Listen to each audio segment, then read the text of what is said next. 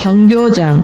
경교장은 대한민국 임시정부 주석 백범 김구의 숙소이자 환국구 임시정부의 마지막 청사입니다. 1919년 3.1운동 이후 중국 상하이에 세워진 임시정부는 27년간 국외 활동을 마치고 귀국한 후 1945년 11월 23일부터 1949년 6월 26일까지 대한민국 임시정부의 직무실, 숙소, 국무회의가 열렸던 장소로 사용하던 곳입니다. 경교장에서 미 군정에 의한 신탁통지 반대행동과 남북협상을 주도하는 등 해방 후 혼란스러운 전국을 수습하는 데 중요한 역할을 하였습니다.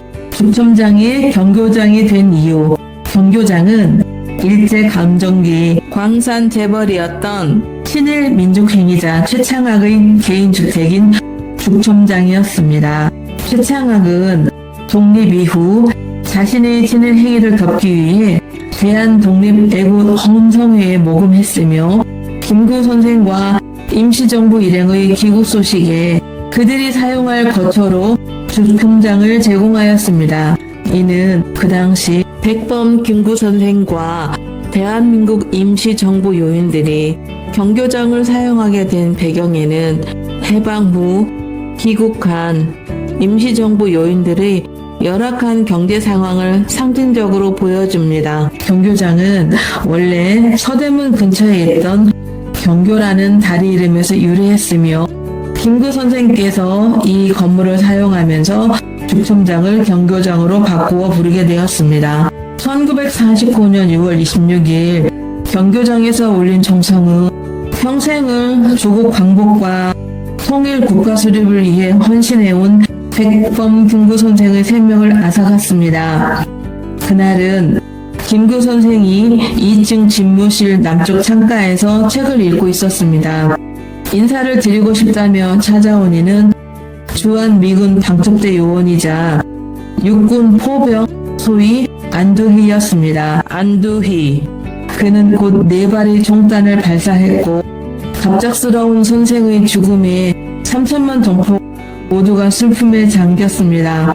선생의 장례는 국민장으로 치러졌고 1949년 7월 5일 마침내 효창원에 안정되었습니다.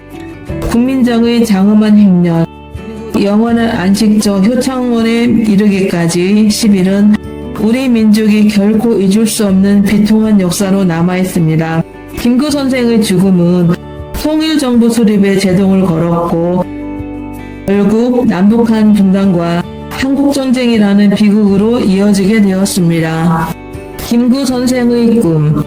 김구 선생은 나의 소원은 우리나라의 완전한 자주 독립이요 라는 말씀으로 자신의 삶을 요약하셨습니다. 김구 선생이 꿈꾼 나라는 스스로를 지킬 수 있을 만큼의 힘을 가진 나라였습니다. 국민이 평화롭게 살아갈 수 있는 국방력과 모두가 넉넉히 숨쉴 수 있는 경제력을 갖춘 나라였습니다. 김구 선생은 오직 한없이 가지고 싶은 것은 높은 문화의 힘이라고 말씀하시며 문화의 힘이야말로 무한하며 국경을 넘어 세상 모든 이들과 나눌 수 있기를 소망하셨습니다. 김구 선생은 우리나라에서 시작된 평화가 다시 우리나라로 돌아와 마침내 온 세상에 스며드는 세계 평화를 꿈꾸셨습니다. 이승만 대통령 집권 후 경교장은 대만 대사관, 베트남 대사관, 미군 부대 숙소 등으로 사용되었으며 고려병원 인수 후에는 약품 창고나 병원 사무실로 사용되며 본래의 정신과 모습을 잃었습니다. 1968년에는 삼성그룹으로 넘어가 강북 삼성병원 건물로 사용되었습니다. 1996년 철거 위기까지 몰렸으나 2001년 서울시 유형문화재로 지정되고 2005년 국가사적 제465호로 지정되어 명맥을 유지했습니다. 서울시는 병원 건물로 사용하던 이곳을 2010년 7월부터 복원 및 내부 공사를 거쳐 2013년 3월 2일 1층과 2층 지하가 원형대로 복원되어 전시관으로 새롭게 개관하였습니다. 현재 경교장 내부는 복원되어 시민들에게 공개되고 있으며 건물 외부와 주변 경관은 아직 완벽하게 복원되지 않은 상태로 향후 보존 및 복원을 통해 원형을 되찾을 계획이라고 합니다. 경교장의 건축 양식. 경교장은 여러 건축 양식이 섞인 독특한 양식의 건물입니다. 1층의 창틀은 모더니즘, 2층의 아치형 창문은 로마네스크 형식이며 흑색 지붕은 프랑스의 르네상스 양식에서 따왔습니다. 경교장의 내부 시설. 지하 1층. 원래 보일러실과 부엌으로 사용되었던 공간으로 현재는 경교장 역사와 복원 과정을 사진, 모형, 영상 자료로 전시하고 있습니다. 특히 김구 선생이 서거 당시에 입고 있던 피 묻은 저고리와 피 묻은 유목이 그대로 보존되어 있어 당시 비극을 생생하게 보여줍니다. 또한 신탁통치 찬반 전단과 김구 선생에게 전달된 밀지도 전시되어 있습니다. 1층 음적실은 임시정부가 한국에서 첫 국무회의를 열고 신탁통치 반대운동 등 중요한 정치적 결정을 내렸던 곳이며 식당은 임시정부 만찬장으로 쓰였고 김구 선생 서거 후에는 빈소로 사용되기도 했습니다. 당시 사진 자료와 함께 커튼 및 가구 등도 옛 모습 그대로 재현되어 있습니다. 2층, 김구 선생의 거처와 임시정부 요인들의 숙소로 사용되었던 공간입니다. 특히 이곳은 1949년 6월 26일 김구 선생이 서거하신 비극적인 현장입니다. 돈의문 박물관 마을은 조선시대 서쪽의 정문이었던 돈의문 곁에 자리하여 사신과 장사꾼들로 늘 활기가 넘쳤던 유서 깊은 마을입니다. 이곳은 조선시대 골목길의 흔적을 간직한 채 근현대사 100년의 기억을 고스란히 담고 있는 곳이었습니다. 돈의문 박물관 마을은 2003년 철거될 위기에 놓여 있었습니다. 하지만 그 속에 담긴 역사적 가치가 인정되어 2014년 도시재생사업의 일환으로 보존이 결정되었습니다. 그리하여 이 마을은 1960년대부터 80년대 서울의 생활 모습을 재현한 독특한 박물관 마을로 꾸며졌습니다. 옛 오락실, 영화관, 전통 공방 등의 체험 공간과 개성 있는 한옥 카페 및 음식점은 도심 속에서 특별한 추억 여행을 할 수 있는 곳이었습니다.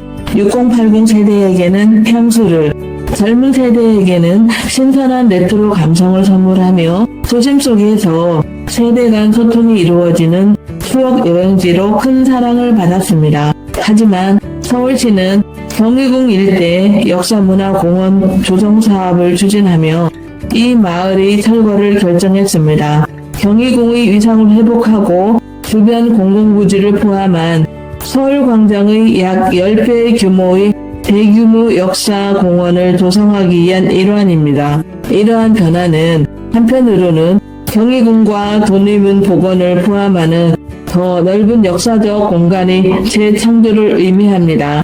하지만 다른 한편으로는 수많은 사람들의 추억이 깃든 돈의문 박물관 마을이라는 독특한 근현대 문화 공간이 사라진다는 점에서 아쉬움을 남기고 있습니다. 돈의문 역사관은 돈의문 박물관 마을을 녹지화 및 공간 재구성 사업으로 임시 휴관합니다.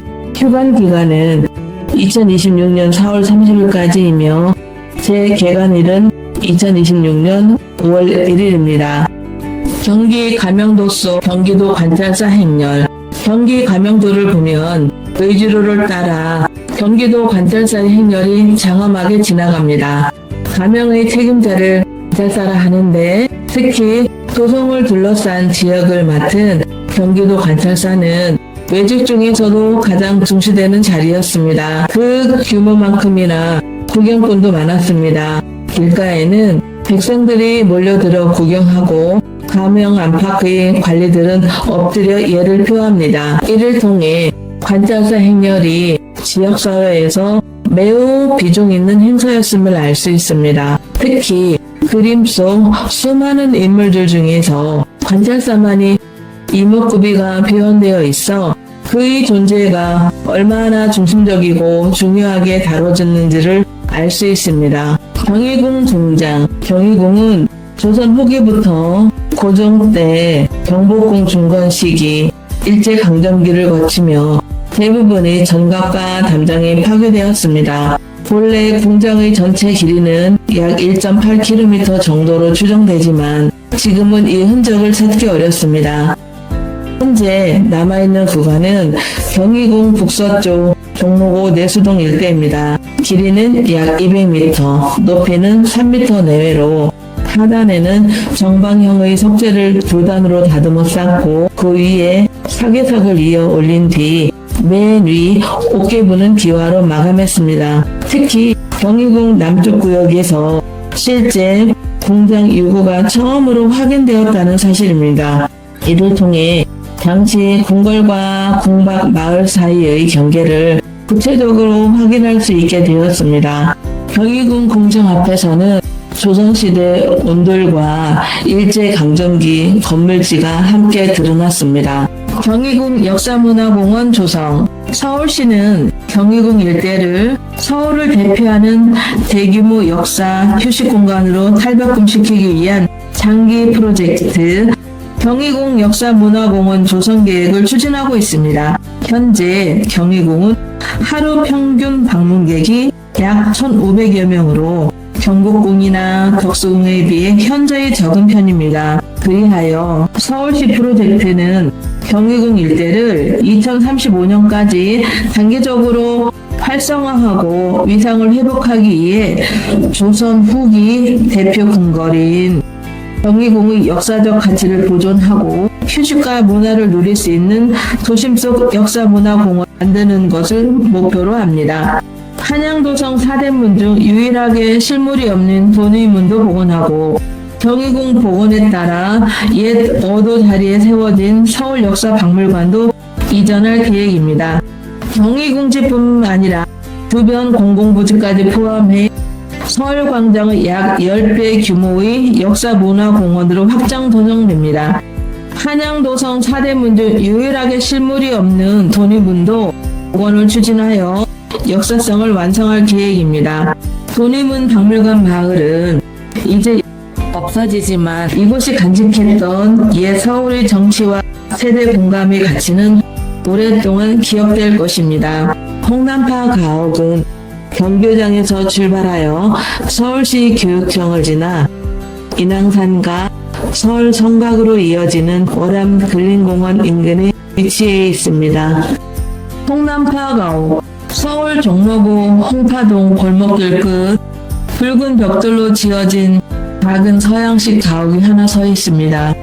이곳은 근현대 음악의 큰 별, 홍남파 선생이 살았던 홍남파 가옥입니다. 이 건물은 가파른 경사 대지를 활용하여 북서쪽에 지하실을 두어 공간을 알뜰하게 활용했습니다. 는 1930년대의 서양인 주택의 특징을 잘 보여줍니다. 1935년에 이 가옥을 인수하여 1941년 8월 30일 작고할 때까지 거주했습니다. 한국 최초의 가곡으로 알려진 봉선화의 원곡은 1920년 바이올린 독주곡 분명 애수로 작곡했던 곡입니다.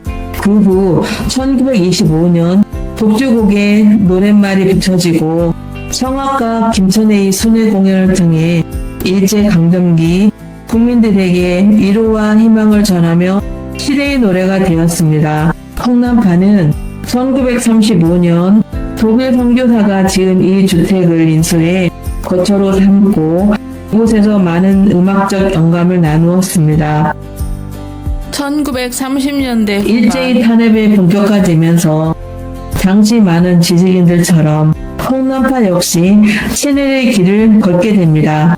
친일단체인 조선음악가협회에 참여했는데 이 협회는 음악을 통한 황민화를 추진했습니다. 당시 친일 음악인들과 함께 일본 제국주의를 찬양하는 음악 활동에 동참했습니다. 1930년대 후반 잡지나 신문을 통해 일제의 문화 정책에 호응하는 글을 발표했습니다. 오늘날 학계와 사회는 음악적 공헌을 인정하되 친일 행적은 분명히 비판적으로 성찰해야 한다는 입장을 취하고 있습니다. 1968년에 난파 기념사업회가 발족되어 난파 음악상을 수여하고 있으며 초대 수상자는 바이올리니스트 정경화 선생님이며 소프라노 조수미도 수상하였습니다. 이회영 기념관, 우리나라의 독립을 위해 헌신한 우당 이회영 선생과 여섯 형제의 풍부한 삶과 굳건한 정신을 기리는 공간입니다.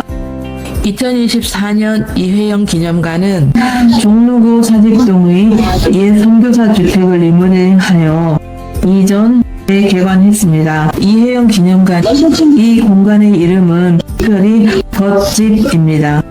이는 우당 선생의 아홉 우당을 풀어쓴 말입니다. 그에게 덧이란 가까이는 독립운동을 함께한 동지들과 신흥무관학교의 학생들, 넓게는 우리 민족, 나아가 아시아에서 식민지로 고통받는 모든 이들이 그의 덫이었습니다. 그는 누구에게나 위아래 없이 한치도 군림하지 않았던 다정다감하고 진실한 덫이었습니다. 전 재산과 가문 그리고 목숨까지 바쳐 독립을 이룬 진정한 노블레스 어블리주의 상징, 우당 이회영 선생의 일생을 돌아봅니다. 1867년 명문가에서 태어났지만 시대의 고뇌를 외면하지 않았습니다. 일제 침략이 가속화되자 1906년 신민회를 조직하고 헤이그 특사 파견을 계획하며 독립운동의 핵심 지도자로 나섰습니다. 1910년 이회영 선생과 여섯 형제는 전 재산을 처분해 60여 명의 식소를 이끌고 압록강을 건너 서간도로 망명합니다. 가진 모든 것을 버리고 그들이 이른 땅, 바로 무장 독립군이 요란 신흥무관학교였습니다.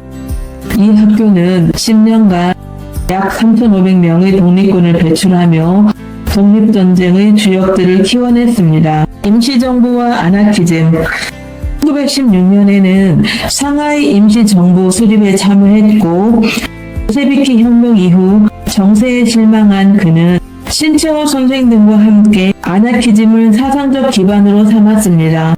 1924년 제 중국 조선 무정부주의자 연맹을 조직하며 사상투쟁을 시작했고 의열단과 다물단을 후원하며 무력투쟁을 지원했습니다.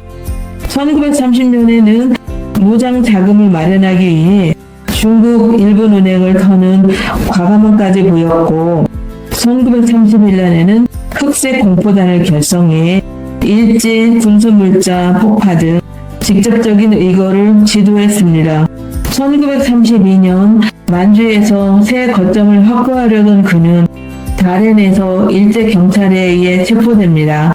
혹독한 고문 속에서도 일제의 회유를 거부한 이회영 선생은 리순 감옥에서 65세의 일기로 순국하셨습니다. 평생을 조국의 자유를 위해 바친 그의 헌신은 광복 후 동생 이시영이 대한민국 초대 부통령에 취임하고 1965년 건국훈장 독립장에 초소되면서 길이 기억되게 되었습니다. 그의 삶은 노블레스 오블리주의 참된 본보기였으며 그의 희생이야말로 우리가 영원히 잊지 말아야 할 가장 위대한 독립운동의 역사입니다. 용난 정신 3.1운동 후 우당 이회영 선생은 베이징과 텐진 등지에서 신채호, 김창숙 선생과 함께 치열한 항일투쟁을 이어갔습니다. 그러나 일상에서 이회영 식구들을 괴롭힌 것은 서간도 시절보다 더 가혹했습니다. 국문 사대부 출신인 그는 사군자등 으뜸인 목난을 빼어나게 잘 그렸습니다. 그의 난초 그림은 단연 돋보였습니다. 이회영 선생과 동지들은 이 목난을 내다 팔아 독립운동 자금으로 사용했습니다. 백서농장 1915년 무렵 신흥화구단과 국민단 간부들이 중심이 되어 설립한 병농일치 학교였습니다. 대부분 신흥무관학교 출신인 청년들은 이곳에서 독립전쟁을 지속할 무장대로 거듭나기에 군사훈련과 농사를 병행했습니다. 김동삼이 이끌던 백서농장의 훈련 강도는 매우 높았습니다. 이혜영과 여섯 총리의 독립의지는 이 백서농장으로 이어져 만주벌에 불이 내렸습니다. 이혜영 기념관은 서울에 들어온 서양인들이 서대문 일대, 홍파동, 사직동, 생촌동 등 언덕을 따라 지었던 20세기 초기 서양식 건축 양식을 대표하는 유산 중 하나입니다. 권율 장군의 집터와 장군이 심었다는 은행나무. 딜쿠샤, 서울 종로구 사직로 언덕 위 붉은 벽돌로 지어진 한 건물이 서 있습니다. 이 집의 이름은 딜쿠샤. 페르시아어로 기쁜 마음을 뜻합니다. 1920년대 한 미국인 부부의 삶과 함께한 특별한 공간인 딜쿠샤. 딜쿠샤는 1919년 3.1운동, 독립선언서, 제암리 학살 사건 등을 외신으로 처음 보도한 미국인 엘버트 테일러의 가옥입니다. 테일러 부부와 호박 먹거리. 광석 채굴기를 구입하기 위해 잠시 일본 요코하마에 머물던 미국인 엘버트 와일더 테일러, 그리고 동양 여러 나라를 순회하며 무대에 오르던 영국 배우 메리 림튼, 두 사람의 운명적인 인연은 이곳에서 시작되었습니다. 엘버트는 호박 목걸이를 그녀에게 선물했습니다. 이는 당신을 향한 나의 진심이라는 조용한 고백이었습니다. 호박 목걸이에 담긴 진심은 훗날 한국에서 이어질 기쁜 마음의 궁전, 딜쿠샤의 이야기로 이어지게 되었습니다. 1917년 6월 결혼 직후 엘버트는 한국에서 새로운 일을 시작하기 위해 아내 메리와 함께 한국으로 들어옵니다. 9월 지금의 충정로 부근에 있던 작은 회색집에서 신혼생활을 시작했습니다. 이곳에서 아들 브루스 테일러가 태어났습니다. 독립선언서 이야기. 당시 사업가이자 AP통신 임시특파원이었던 엘버트 와일더 테일러는 1919년 3월 1일 직전 그의 아내 메리린니 테일러가 아들 브루스 테일러를 출산하고 입원 중이던 세브란스의 병원에서 독립선언서를 발견했습니다. 아기 요람 속에 숨겨져 있던 독립선언서 복사본을 우연히 발견했는데 세브란스 병원 간호사들이 경찰이 감시를 피해 숨겨둔 것이었습니다. 그 후 엘버트 테일러는 이 독립선언서를 동생 윌리엄 웬트워스 테일러에게 전달했고, 윌리엄은 독립선언서를 구두 뒤쪽에 숨겨 일본으로 건너가 전신을 통해 미국 AP 통신 본사로 파전하는 데 성공했습니다. 이로써 3.1 독립선언과 만세운동은 전 세계에 알려지게 되었습니다. 딜쿠샤 건축가 이름. 1923년 엘버트 와일더 테일러와 그의 아내 메리린 테일러는 이곳에 지하 1층, 지상 2층 규모의 서양식 양옥을 지었습니다. 집 이름은 메리가 인도에서 본 딜쿠샤 궁전에서 따온 것으로 페르시아어로 기쁜 마음의 궁전을 뜻합니다. 1924년 붉은 벽돌과 아치형 창문, 서양식 구조를 갖춘 주택이 완공되었습니다. 그 후 1926년 벼락이 내리치면서 큰 화재가 발생했고 1930년에 재건을 마쳤습니다. 붉은 벽돌과 아치형 창문, 영국식과 미국식 주택이 어우러진 독특한 모습은 오늘날에도 큰 건축사적 가치를 지니고 있습니다. 테일러 부부와 항일 활동. 엘버트 와일더 테일러는 AP통신사 한국 특파원으로 이곳 딜크샤에서 살며 항일 독립운동을 지원했습니다. 1932년 윤봉길 의사의 상하이 홀커우 의거 소식을 전 세계에 알린 것도 바로 그였습니다. 이로 인해 일제의 감시와 압력을 받았고 서대문 형무소에 수감되기도 했습니다. 결국 1942년 일제는 테일러 부부를 강제로 추방했습니다. 1948년 엘버트 와일더 테일러는 미국에서 생을 마쳤습니다. 그 이후에는 같은 해 아내 메리가 직접 한국으로 가져와 양화진 외국인 선교사 묘원에 안치했습니다. 남겨진 딜큐셔는 잠시 엘버트의 동생 윌리엄을 관리했지만 곧 다른 이의 손으로 넘어갔습니다.